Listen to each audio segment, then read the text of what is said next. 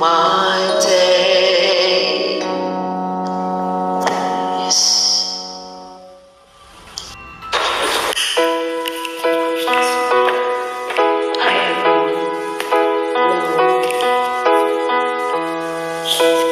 There was a man, a lonely man,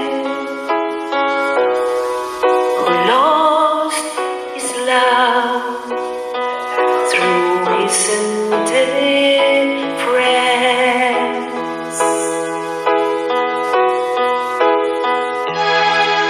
A heart that cared,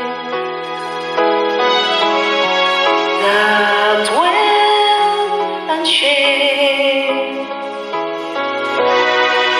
until it died within his silence.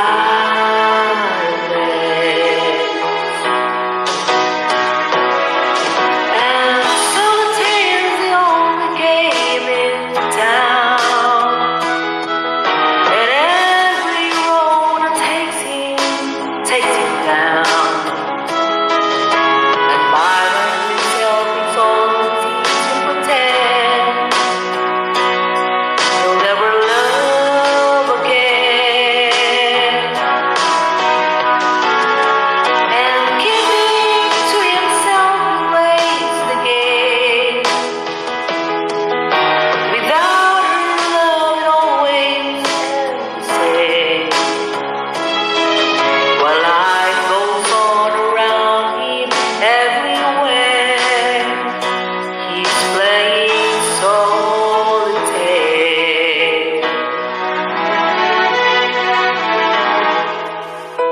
A little home goes up in smoke. Just how it goes without saying.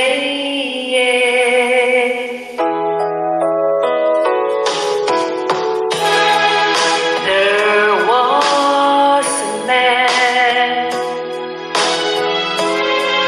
a lonely man, who would command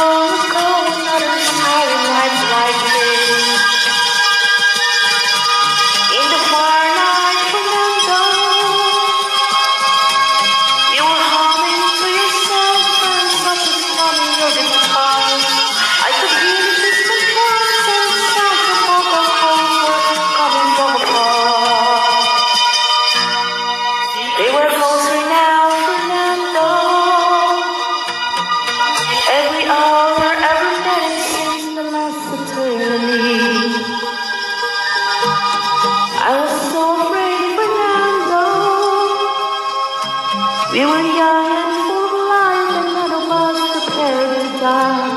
I'm not ashamed to say the Holocaust and candles almost made me cry. There was something in the air that night. The stars were bright, Fernando. There was shining down for you and me, for liberty, Fernando. No, we never thought that we could lose. There's no regret. If I had to do the same again, I would, my friend, Fernando. If I had to do the same again, I would, my friend, Fernando.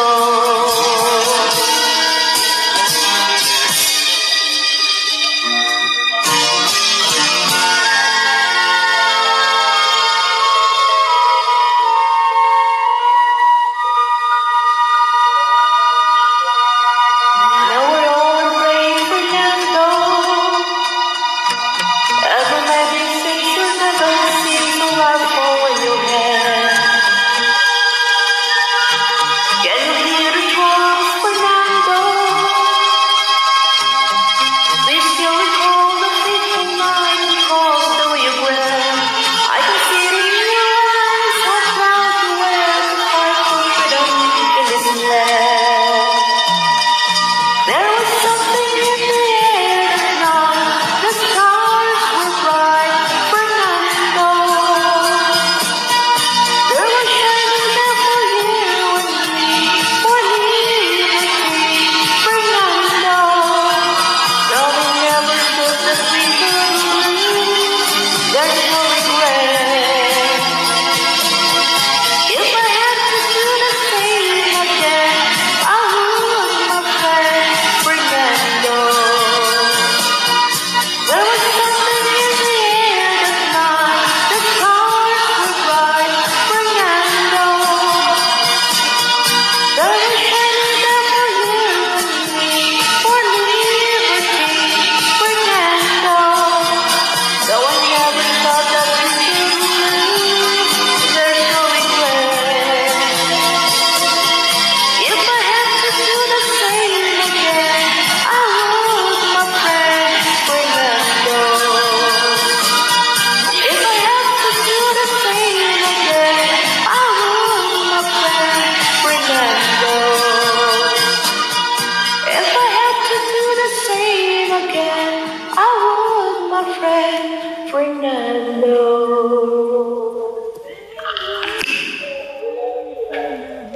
So I am studying. Hi Ma'am Rod. Eskwela ko og cakes.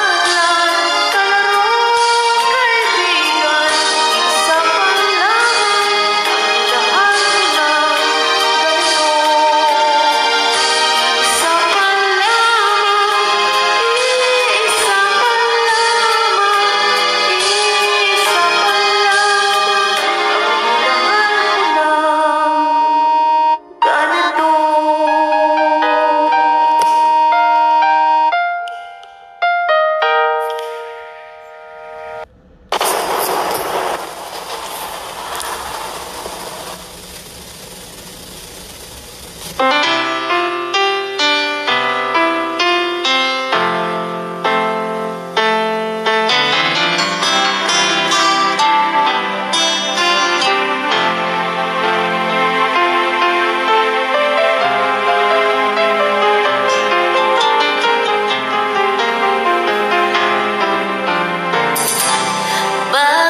di magawang limutin ka? Bawat sandali ika'y naaalala. Tangi kong dasal sa may kapal, makapiling ka muli.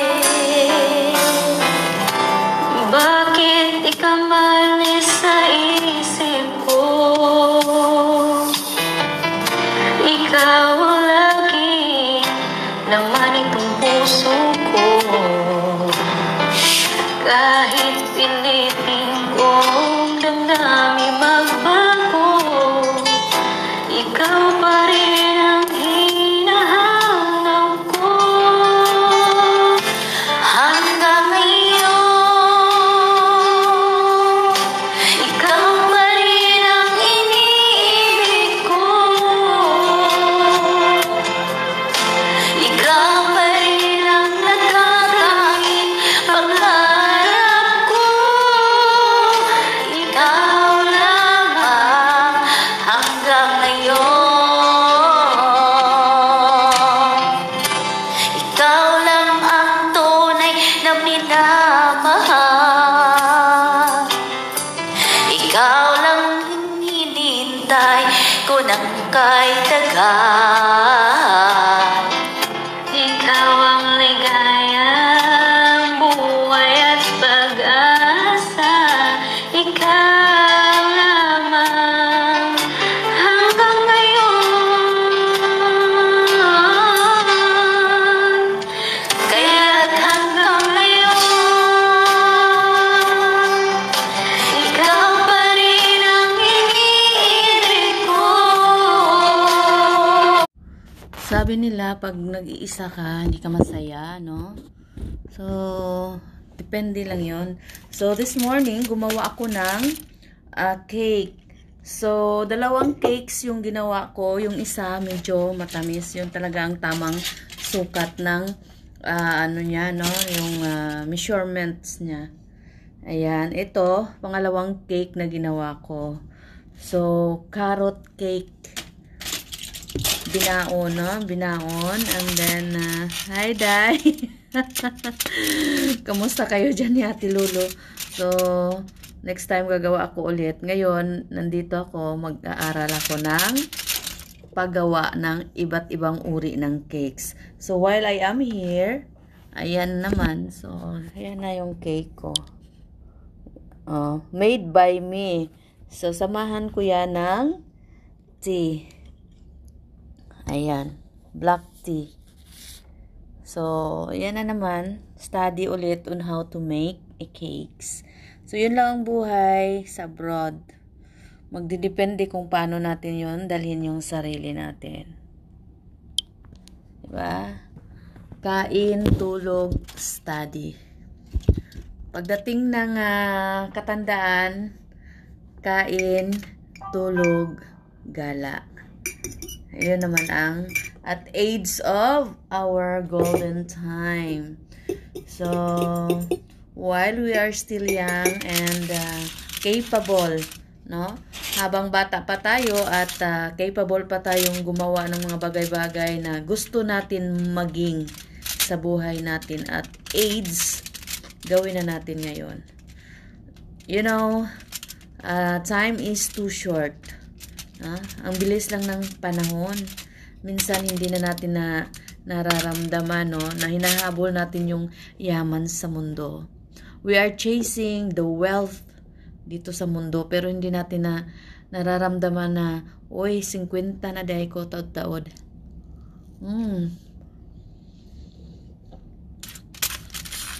So, ang dapat natin gawin is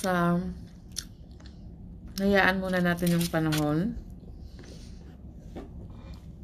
Pero wag nating kalimutang tingnan, no, ang bawat taon, ang bawat edad karugtong ng ating buhay.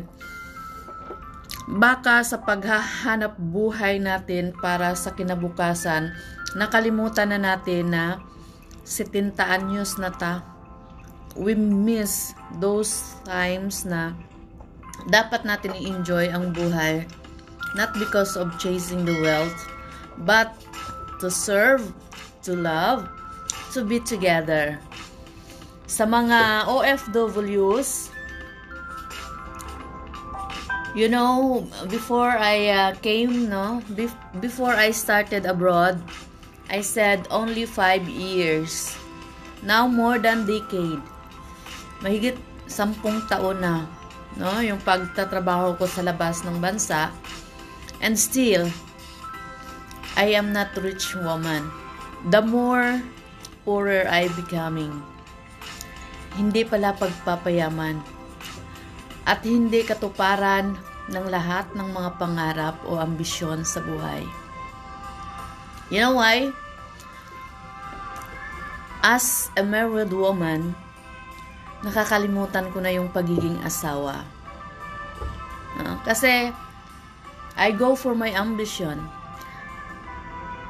Tinungo ko yung buhay ng mga anak ko to fight the life of my children, to let them become professionals, to let them grow easy as I can para sa kanila.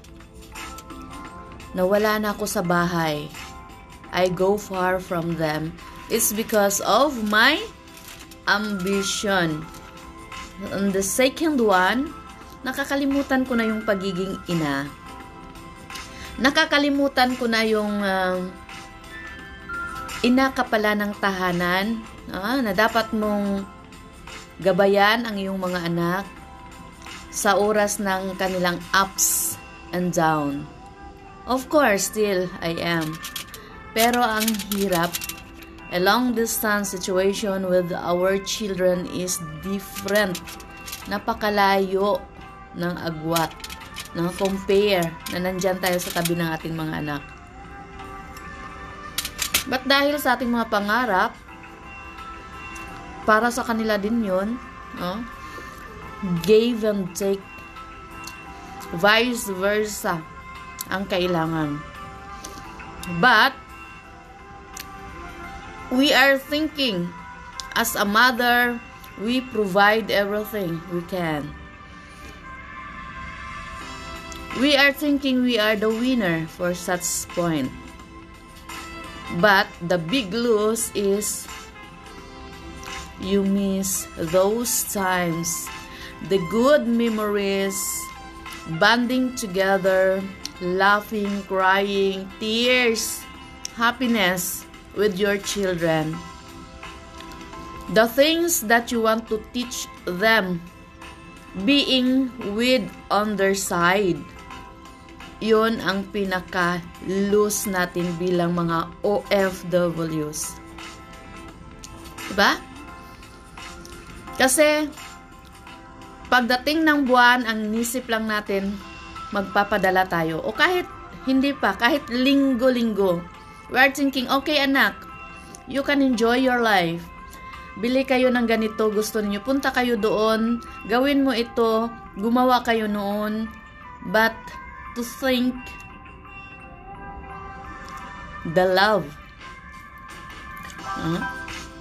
yung deeply deep service ang nawala doon sa kanila, being a mother. So yun ang pinaka-lose natin in exchange of their achievements. Like for instance, napagtapos mo na ng pag-aaral ang mga anak mo. Yes, they graduated. They are happy to receive their diplomas, their achievements, accomplishments. But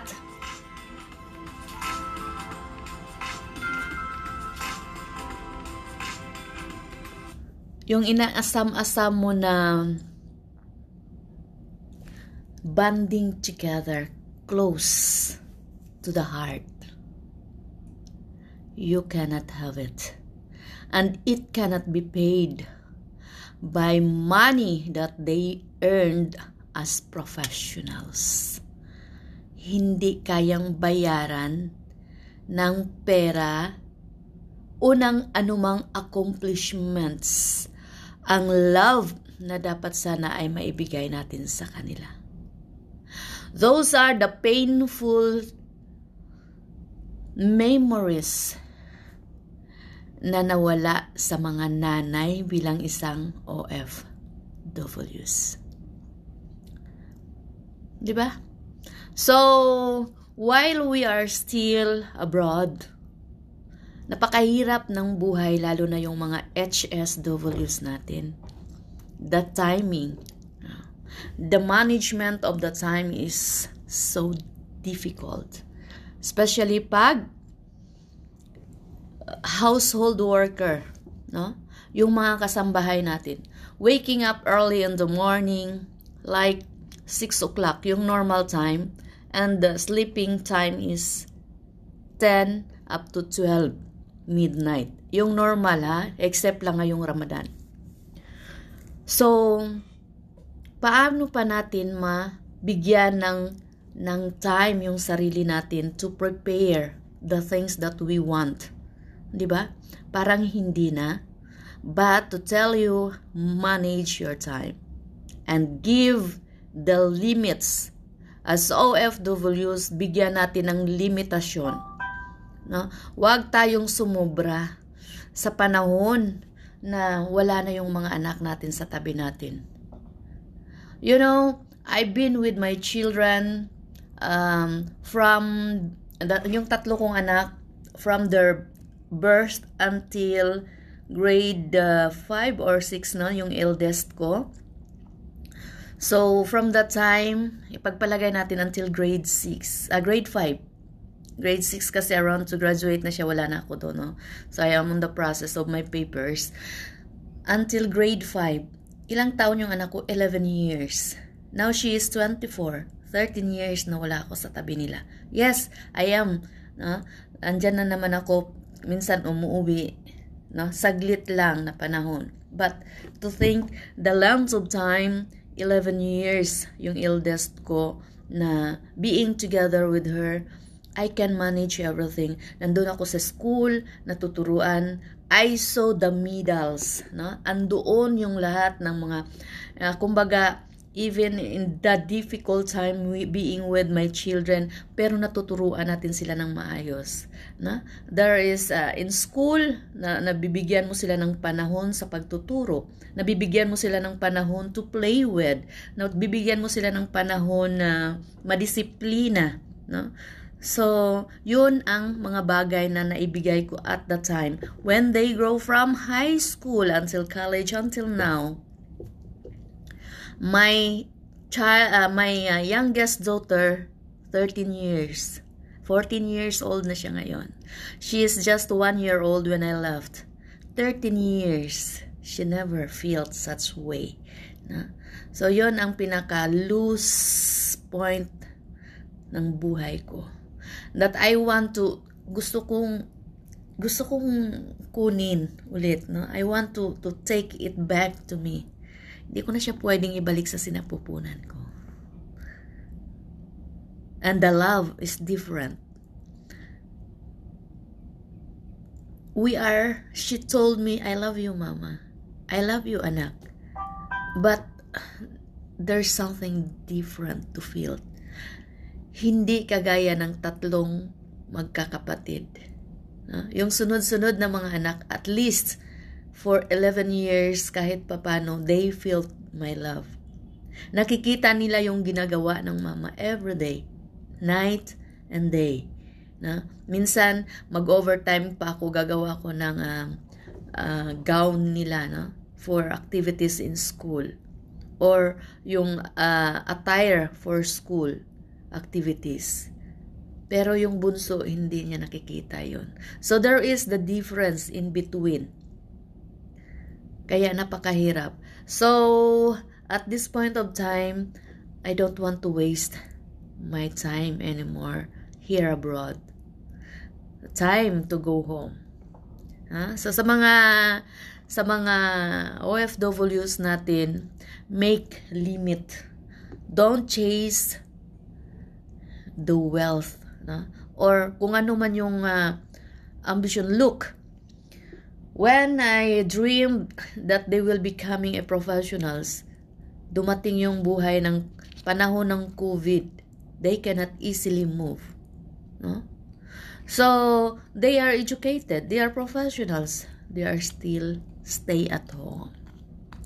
Even they are at home, they earn. It's because, kumbaga, natuto rin silang magsarili. So, it's not like, hindi basihan, kung ano yung pinapangarap natin na sobra. The most important in life is to share together with family, to give love. Hindi lang sa pamilya natin, to our neighboring families, to bind together. Life is too short. We are nothing after all. Yun ang pinaka-importante. Gaano ka man kayaman sa mundo, daghan kayo glab, oy. Daghan jud kayo glab. Thank you, mate. Gaano ka man kayaman sa mundo, wala yon after all.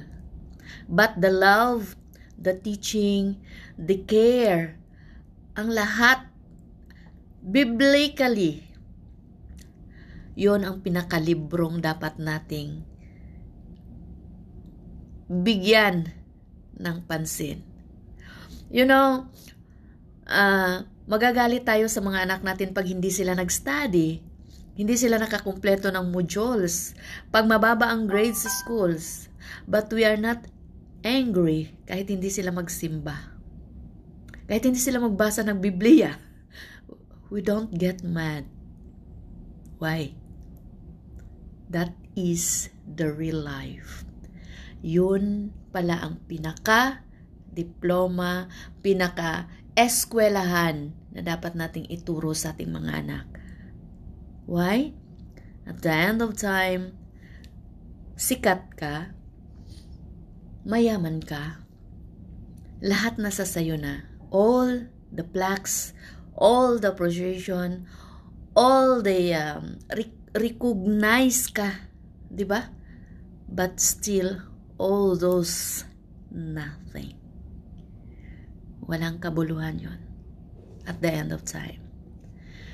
So, just an advice, that even myself, at this point of time, I do realize we are all nothing pagdating ng panahon. From last week, hindi lang last week, a few months already, or even runs more than a year now, makikita ninyo ako masaya, malungkot, umiiyak. But last week was the 2 weeks, sunod-sunod na linggo yun. I was in so much like pain, hindi lang depression. Talagang last week, sabi ko, what's going on? Parang mabaliw na ako. For the few months, I've been encounter so much emotional depression. Mahilak na po ko aneron time pa break sa taka. Yun lang ang mahirap sa akin pag nagdrama-drama ni ko nung hilak na yun.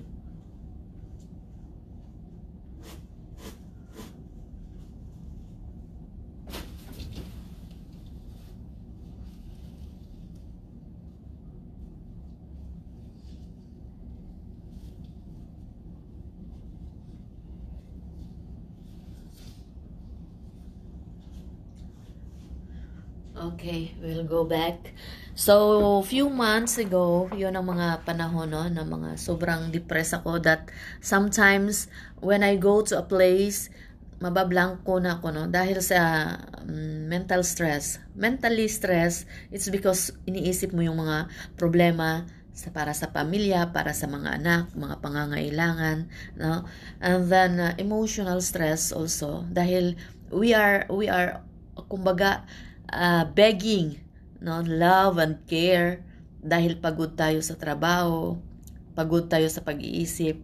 The end of time, we are working hard, no? Kagaya sa akin, I wake up, no, early in the morning, bit-bitrap po, ambak diri, ambak dito, no? Yan ang sinasabi ko, I have my monkey business until now. So, it's so hard. Naghihingi rin tayo ng, kumaga, we are so tired. We need care, we need love, we need embrace. But no one, no, hindi yun maibigay sa atin. Kung meron man tayong, like for instance dito, kahit sabihin mong may nagmamahal sa'yo, it's different, no? To be together. Yung talagang andyan ka for the moment, every 24 hours, not just a second or not just a minute. Diba? It's different. So, nabablanko. But these 2 weeks, no, previous 2 weeks, parang sumobra. No? To the point na I cannot feel anymore the happiness within my work. You know, my work, talagang feel at home. Yung kumbaga, hawak ko yung pagtatrabaho ko. No one will tell me, do this, do that. No, kailangan porsigihin ka, no? Except lang kung may mga pangangailangan talaga. So, I can adjust my time. Pwede akong, okay, hayaan ko muna yan, gagawin ko mamaya. Or I have to sleep first. I am tired, I will rest. No, ganun kasi yung trabaho ko dito. So, walang magsasabi sa akin, okay, kailangan tapos ka na sa ganitong oras. No, I feel at home here. But last 2 weeks, parang sumobra ako sa, yung kumbaga, hindi ko na hold yung hindi ko maintindihan, no? Emotional stress or mental stress or pagod ka sa trabaho mo or hindi mo na naintindihan yung umiikot sa mundo mo. Last week, thanks to God, no? Kasi kinaya ko pa rin. Like, sabi ko, ano na itong nangyayari? Parang mabaliw na ako, no?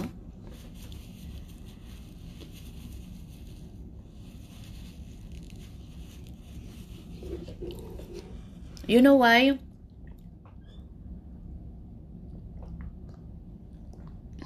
Sa sobrang mong pag-iisip minsan, hindi mo na mapansin sa sarili mo, hindi ka nagkain sa tamang oras.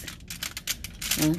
Kasi iniisip mo lagi yung mga kapakanan ng mga responsibilidad na nakasandal dito sa balikat mo. So, nakalimutan mo yung tamang oras ng pagkain.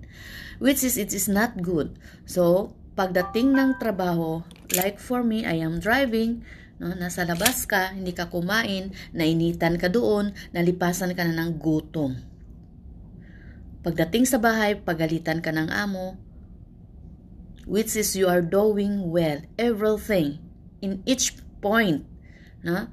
Hindi lang sa trabaho mo, papunta sa pamilya mo, papunta sa mga anak mo, and everything that you need to be fixed. Pas mo, no? So, sa mga nanay o sa mga kababainhan na to, it is tinatawag yung bughat. No?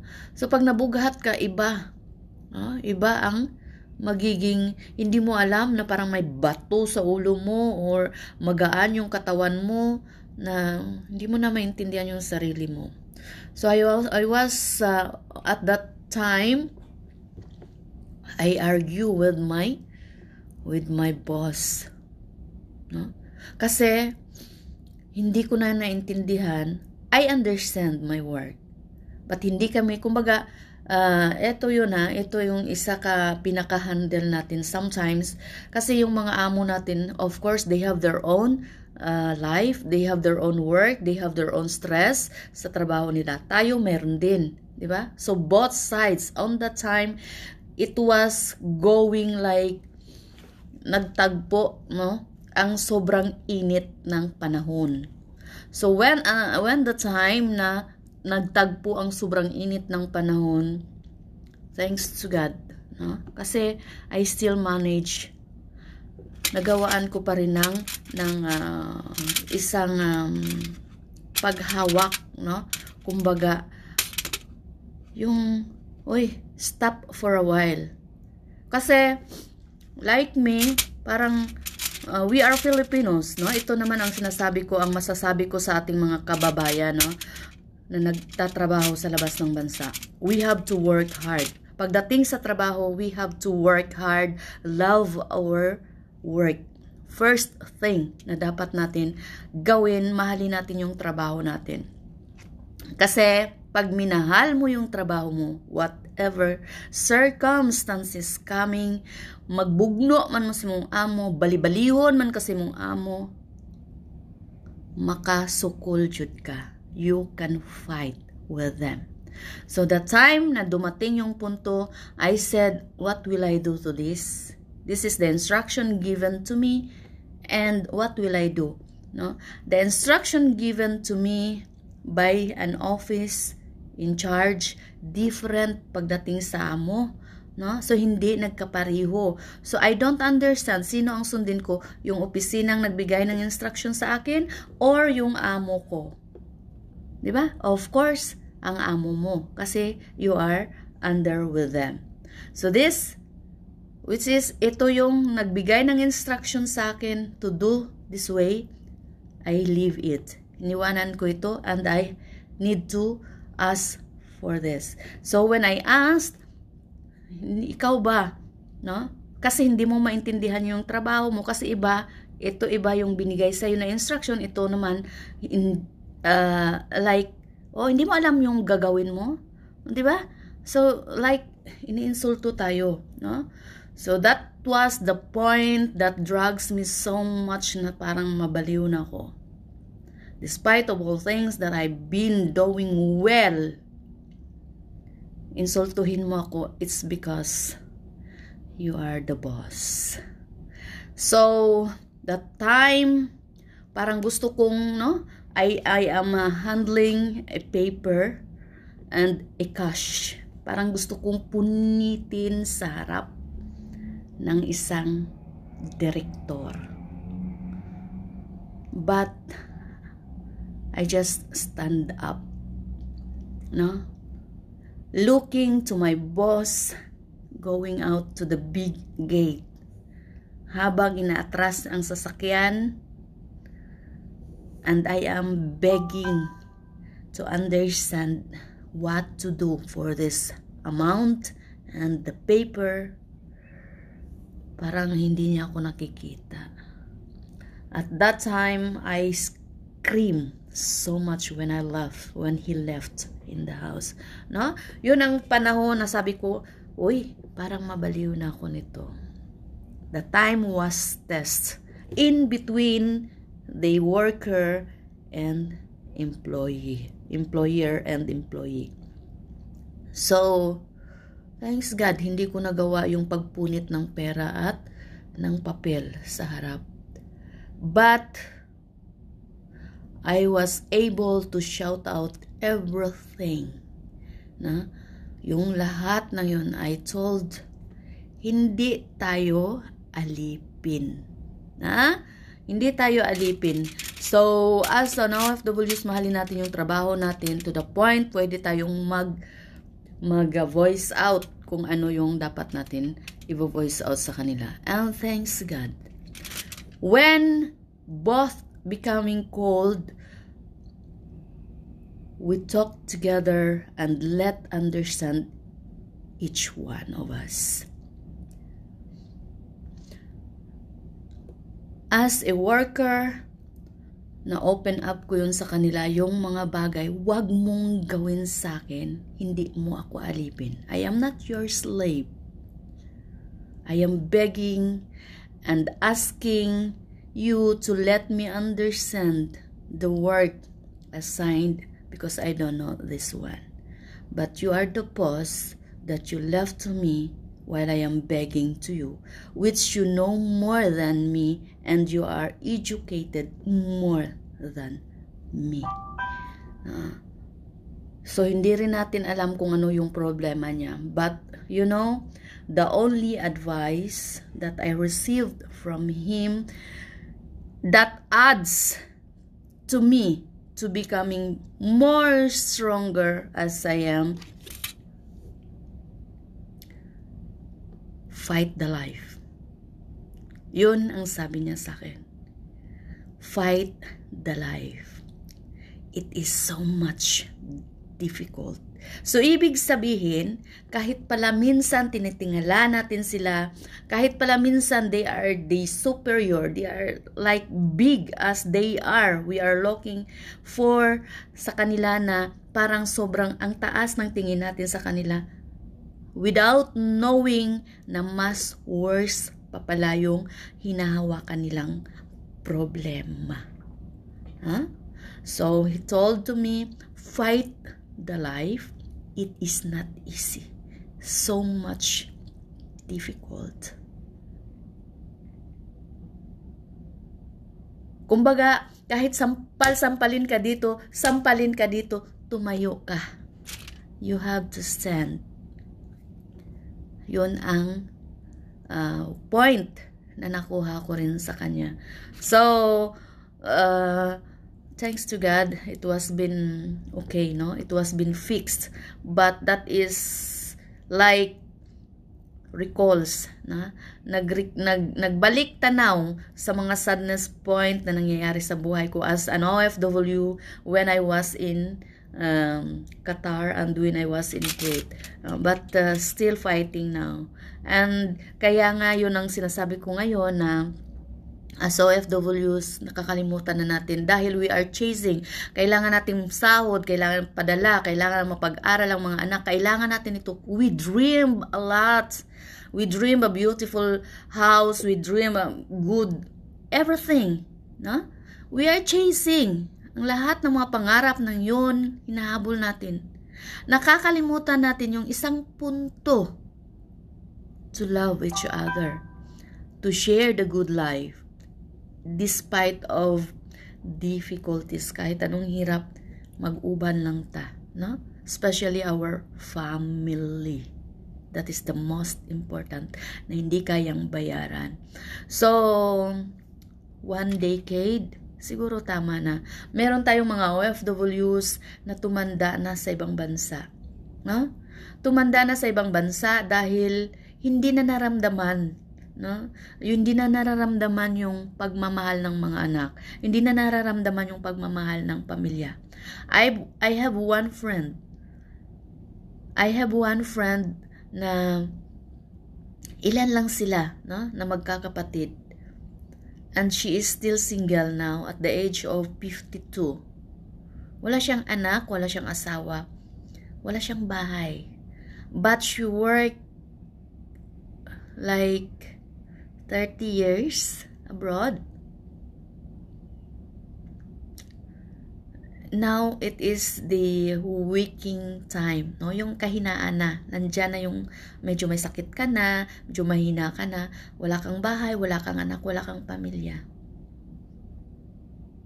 Wala kang ibang masabi, kundi na lang pagdating ng aking kahinaan at pagdating ng pagtulog ko, sana mawawala na lang ako sa pagtulog ko. Yun na lang ang pwede nating sabihin. So while still there is time for us to be together as family, we have to do it. Huwag nating habulin yung yaman sa mundo. It is not the life. Ang kayamanan natin ay yung pag-iwan natin ng masayang buhay. Our heart. We live like pag-iwan natin na masaya tayo, no? Yun ang sabi ko noon na gusto ko pag namatay ako, malipayon, no? Malipayon jud ko nga mubalik sa kinabuhi nga gihatag nako sa Ginoo. And I am blessed more than I ask. But dahil sa human wants, no, and likes and desires, yun ang nagpapasad sa atin. Yun ang nagpapasad sa akin. Kasi gusto ko talaga ito. Gusto kong mangyari ganito. No? But at this point, leave it all. Di ko na kailangan yan. kahit anong yaman natin sa mundo, it is all nothing. Babalik din tayo sa alikabok. So, love is the most important. Thank you so much all my viewers. Nawili na mo sa kuaha. Naka-standby food mo. Mami Jing Diaz, where are you? Nandito ka? What is the time now ba? Mag-alas 6 na. No? Gusto ko sanang lumabas at magbili ng kailangan ko no sa paggawa ng cakes kasi I am studying on how to make cake. Pero takot pa ako sa oven ngayon, so kaldero muna ang ginamit kong oven. And thank you so much also sa ako ang mate. Active kayo kamo kuan ha. Magtanaw sa ako ang live video mate Ruel. Thank you so much. So hello sa mga taga Saudi natin na mga OFWs. So maraming salamat po sa inyo hang kumbaga no lagi yun ako naginapasalamatan ng mga nagtrabaho sa balay kasi ang hirap talaga ng buhay. OFW, HSWs, yung sa balay yung nagtrabaho, pinakalisod yun na bugat kayo ng mga batanya no, imong labahan planchahon pa yun nimo ng mga tag-as kayo nilang mga tob no, tob ang tawagan na kandura, ano ba ang tawag nila na? So, mga abaya, napakahirap. Diyan pa lang sa labahin, plantsahin, patay na ang katawan. At this time na nagtatrabaho, parang hindi mo yan mararamdaman. But pagdating ng panahon na magkakaedad na, and then, mararamdaman talaga yan, no? Panakits, kalawasan, yun na. So, thank you so much sa ato ang mga HSWs, no? Yun ang talagang binibigyan ko ng kumbaga talagang bayaning Pilipino, no? Yung nagtatrabaho sa loob ng bahay. Kasi hindi sila nakaka-enjoy sa labas. Di kagaya sa akin ngayon, nandito ako sa labas, nandito ako nakapahinga kunti. Sila hindi. 7 days a week, 30 to 31 days a month talaga, 24 hours talaga yan, no? Ilang oras lang ang tulog nila, siguro 5 hours, no? Yung iba lalo na ngayong Ramadan, 4 hours lang siguro ang tulog, merong 3 hours lang ang tulog. So malapit naman matapos ang Ramadan. So yun, no, ang pinapasalamatan ko yung mga HSWs natin. Sana pagdating ng araw, after decade, mayroon tayong matatanggap sa government natin. Pero ewan ko lang, no, kasi tayo ang nagpapapasok ng mga dolyar. So bahala na si Batman. Mas importante makauli ta sa atong pamilya, no?